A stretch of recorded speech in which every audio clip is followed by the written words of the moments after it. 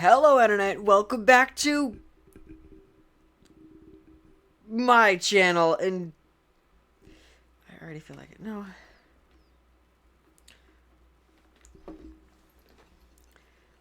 What's going on, everybody? This is Bob Variety back with another video. And today in this video, we are going to be reacting to some more Five Nights at Freddy's lore. I'm also having some top ramen. So, there's that. It's delicious. It's, beef flavored.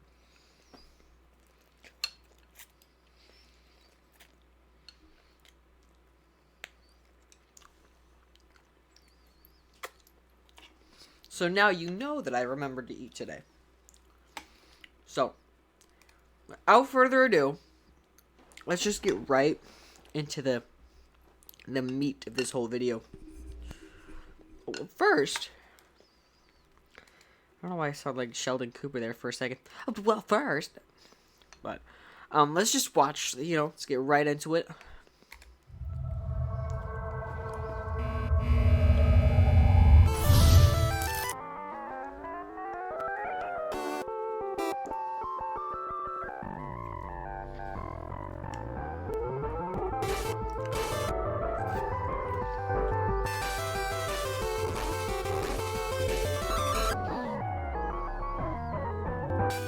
Hello, Internet!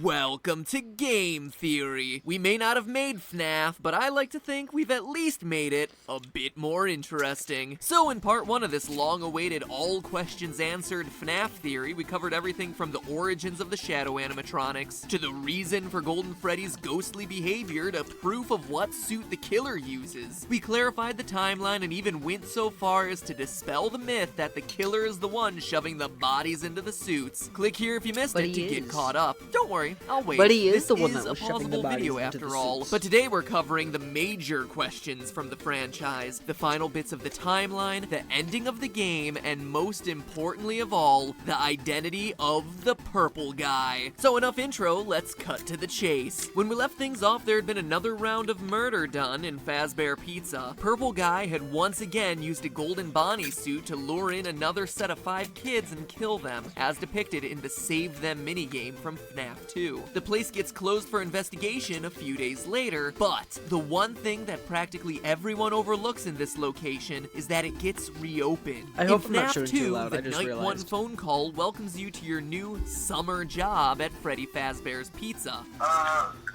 and welcome to your new summer job at the... Hang on, I'm gonna readjust my microphone. I just need to. Yeah, that's good. My microphone's good where it is. Like if it's in this general corner here, that's good. I hope you guys can still hear me, but at the same time, maybe put it there. I don't know, but hope you guys can still hear me. But not so loud to the point where you can hear my every bite. The new and improved Freddy Fazbear's Pizza. We know you're hovering over that button, but we need your help. We have a better button, we promise. Yeah, Right on no thanks. Summer job. And yet, the paycheck at the end of the week reads November. There is not a single... Yeah! Yeah?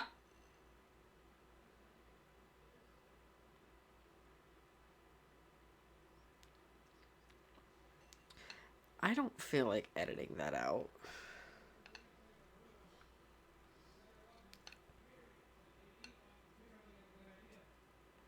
I'm just making a YouTube video.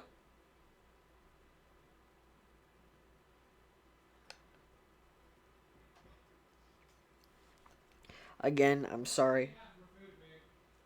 What? Yeah? No, I'm making a YouTube video. Making a YouTube video. Why not?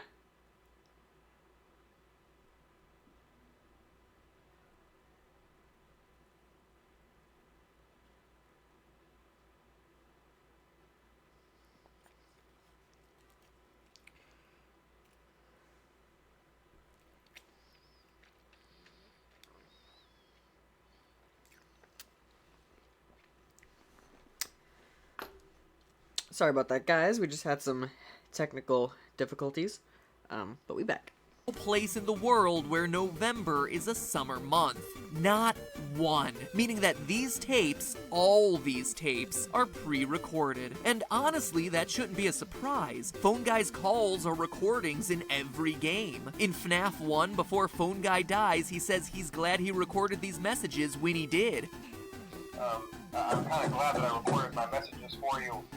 And then in FNAF 3, they find the old training tapes the Phone Guy made. First of all, we found some vintage audio training cassettes. Dude, these are like prehistoric.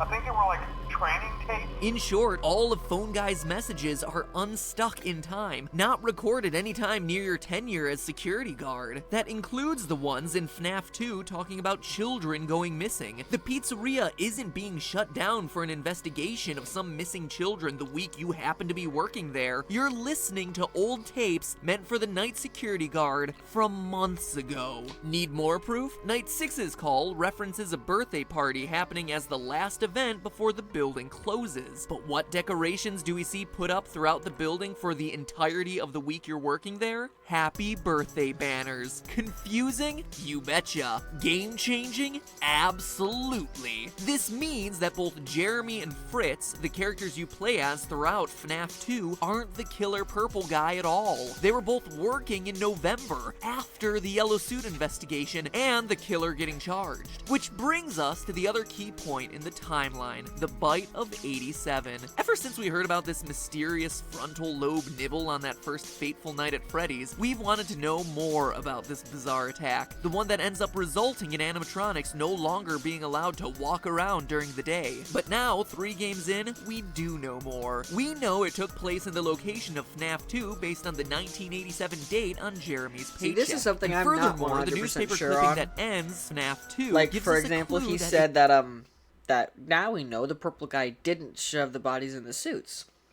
I know that's not true.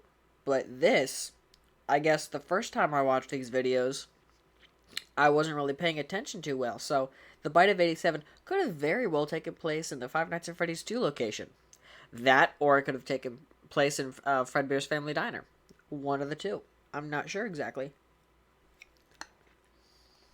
It's the bite which closes this version of the restaurant, not some serial killing. Quote, after being open a few short weeks, the restaurant is closing its doors, the article says, with the new animatronics being scrapped for possible malfunction. That's game designer Scott Cawthon telling us that one of the new toy animatronics bit someone during the day. Why else would the new robots be scrapped while the old ones get kept for possible reorganization? Well, outside of an obvious need to retcon why these new robots didn't appear in Five Nights 1. It's because the company considered them safer, relatively speaking. So, then who's the biter? Well, it's none other than the pile of scraps and parts, Mangle. The most obvious clue is the animatronic's unhinged jaw. The frontal lobe is the biggest part of the human brain, and the size and shape of the other toy robots' mouths just wouldn't be able to handle the size of the human head, especially when you compare it to the Mangle's narrow snout and wide open mouth. There's also Mangle's sharper teeth and potential angle of attack. As shown by its jump scare, Mangle goes for the top of the head. And who got bit? Well, there isn't enough evidence to say definitively, but your most likely candidate would be fan favorite Jeremy Fitzgerald. Jeremy passes the test, and on his paycheck at the end of the week, he's welcomed into the family, presumably getting moved to day shift. Fritz gets hired to replace him on day 7, but then promptly gets fired for tampering with the animatronics. That means he's not likely the one to get bit, and instead the person who follows him on day shift is, leaving Jeremy as the most likely frontal lobeless candidate. But regardless of whether it's Jeremy or some other customer we've never met, someone gets bit, the restaurant closes for good, and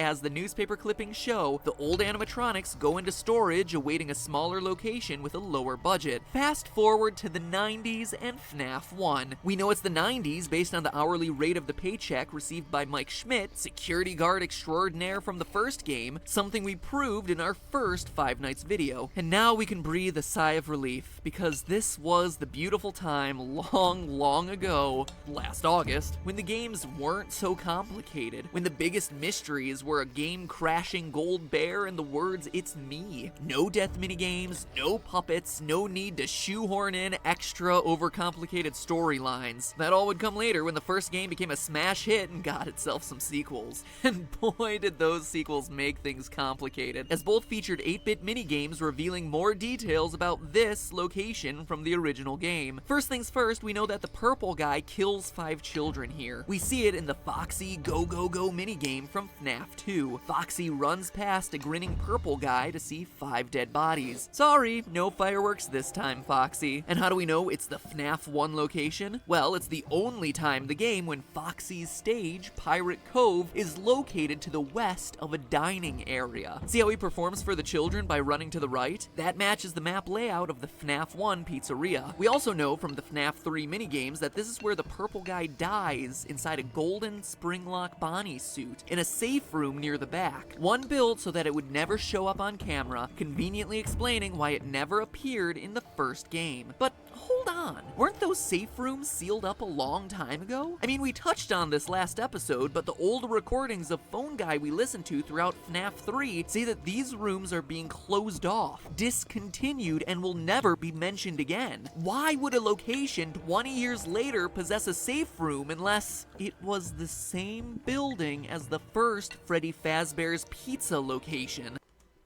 I'm gonna slurp on the gravy from the thing, and I don't want y'all to hear, so you can still watch the video while I say it. That's why it's in such disrepair when we see it in the FNAF 3 minigames. Boarded up with rats on the floor. It's been closed down for years. Which also means the dead kids from the Foxy Go Go Go minigame aren't another set of new victims. Cause seriously, at this point, the killer would have made his way through like a short bus full of pizza-hungry children. No, those kids are the first 5 dead kids. The ones who would eventually possess Old Bonnie, Chica, Freddy Foxy, and Golden Freddy. I mean, look, if the animatronics were possessed at this point, don't you think Foxy would be attacking Purple Guy rather than just running past him to perform for some dead kids? This also explains the random cutscene from FNAF 2 where the puppet's looking into Freddy's eyes. You can tell by the tables in the background and the design of both Bonnie and Chica that this is the FNAF 1 location with the old animatronics on stage. But it's not a flash forward to the game's next location, but rather a flashback to the moment the puppet brought these characters, these children, to life.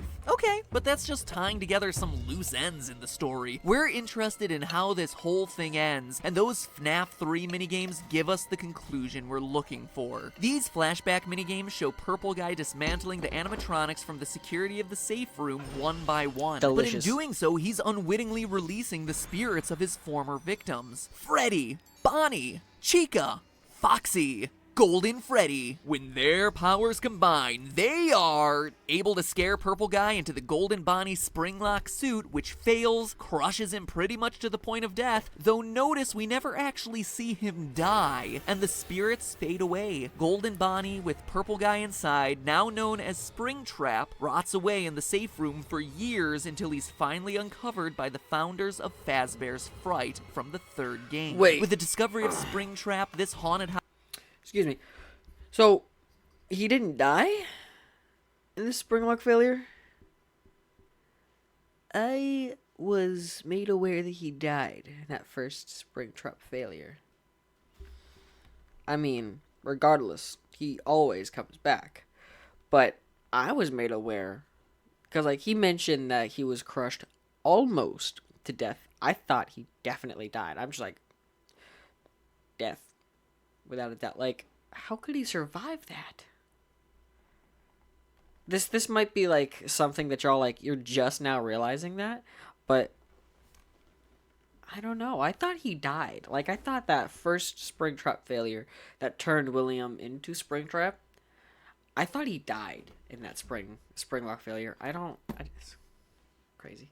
House attraction inspired by the years of mystery and murder of the pizzeria chain finally has their first real animatronic, who then haunts the player for 5 nights and a nightmare night until the place burns down due to faulty wiring. The end. Take a bow. It's finally over. Well, kinda. We're still left with one final, seemingly impossible question to answer. Who is the purple guy. After spending, I kid you not, full days plotting out all the details of this game franchise on whiteboards, talking it over with anyone who would stand to listen to me ramble on and on about fictional haunted robots, and just looking at it from every possible angle, all logic points to it being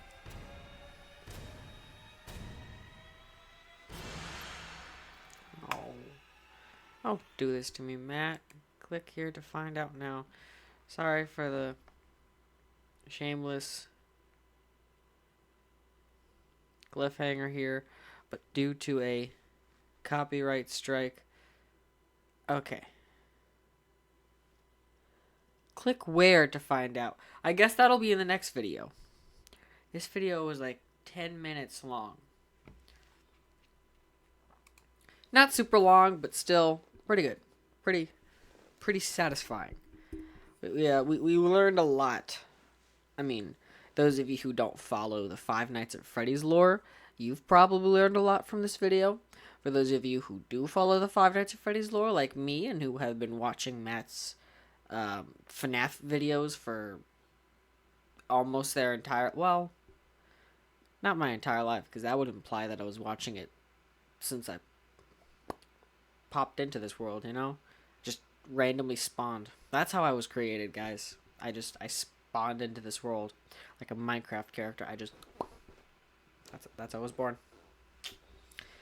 But for as long as I've been watching Matt's videos, I know some things that like he made in these like older videos that aren't necessarily what actually happened. But yeah, I hope you guys like this video because I certainly enjoyed making this video. I'm not editing out those parts in where Dad asked why I was eating ramen while making a YouTube video. I'm not editing those parts out. I'm sorry. You probably already realized that due to the fact that, like, you know, you would have heard or somewhat heard Dad speak from downstairs and then me reply. But I'm not editing those out. I don't feel like it. And I do want to start paying an editor. And somebody from the gym did offer to edit my videos, but also she has like a schedule with school that like I don't want to mess it up with. So like, and I know she's probably watching these videos. I don't want to name drop because I don't like, you know, I don't know if you're like, you know, oh, don't put my name out on the internet. But since you got like the whole schedule with school and stuff, I don't want to like overwhelm you with more things to do. That's why I haven't really been like taking up your offer on editing. I would love to have you edit my videos. That would be great. But, you know, and you did mention that you would do it for free. So there's that. As long as you could put your own little twist on it. But that's the thing. There's certain, like, I want to get videos out a day. So maybe, because I'm genuinely considering, you know, like, starting to get an editor. Maybe I can get videos out to you ahead of time. Like, for example, I will keep this video that you guys are watching today, but I will make another video, send it to her, and and then maybe she can get it edited by tomorrow. You know, if not, I could always edit it myself. But yeah, so that's, you know, I'm gonna try that. Why not? Let's try that. I'm going to film another video, part 5, I guess. I also don't feel like changing my outfit, so, because like usually that's what I do when I'm filming multiple videos for different days on one day. I usually, like, you know, change my shirt to like make people think it was filmed on a different day. I don't feel like doing that. Call me lazy, 'cause I am, but I don't feel like doing that. So just know that part 5 is going to be filmed on the same day as part 4. So again, not name dropping her name, but you know, I know you're watching this because you always watch my videos, which I appreciate. Thank you. But I will film part 5 and try and send that to you. But yeah, so I'm gonna do that now, and hopefully you can get it edited in time so that I can upload it tomorrow. And I think we'll just send these videos through Gmail. That's probably the easiest, because I'm making it on my computer and I can't really send it through Snapchat or like Messenger on my computer because I don't have those things. So I will try and send this to you through Gmail. But hopefully, if you can get it edited like in time that I can upload it tomorrow, that will be great. Thank you. Bye, guys. I forgot.